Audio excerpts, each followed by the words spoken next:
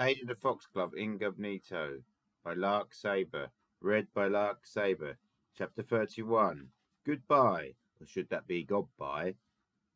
The roadstool had finished the subterranean and underwater legs of its journey already, and Agent Wildflower was going full throttle through the mole tunnels on the home stretch.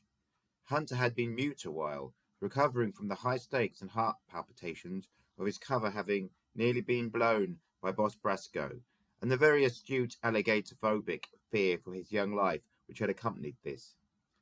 But he had had time to calm down and was able to breathe more naturally with his mask off, which had helped him decompress. And now he had some questions about his adventure of the past few days were crystallizing in his cranium. Major Wildflower, I was thinking, how come you fairies keep the fairy dust bank with the other toadstools on the garden floor, when it would be much safer in the DFCC tree? Good question, Agent Hobby. I guess we never really had to think about it before, as the goblins hadn't previously shown any interest in robbing fairy dust until they built the Gobverter. Now, the hunter was impatient and didn't want to listen to Agent Wildflower's further reflections on this one topic. He had 100 more questions fitting like curious sherbet in his brain and wanted to move on to the next. And another thing, how did Boss Brasco know about the existence of invisible walkie-talkies if they're invisible?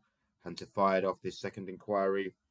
Well, Agent Hobby, we did have another undercover agent once, which is how Boss Brasco learned about our walkie-talkies, but that's a story for...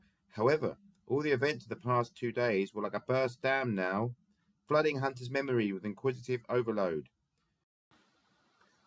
And why is the DFCC tree so high-tech inside when you use magic for practically everything?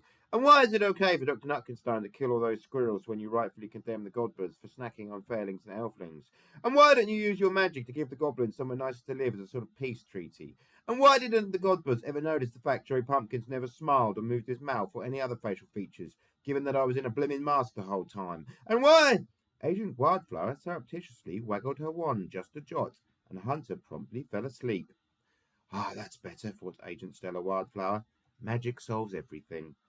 She pressed her pink kitten heel to the accelerator pedal, a pink kitten heel so minute even a Barbie would have had far too much toe space, and floored it down the tunnel till the rocketing roadstool rattled like a mushroom-shaped maraca.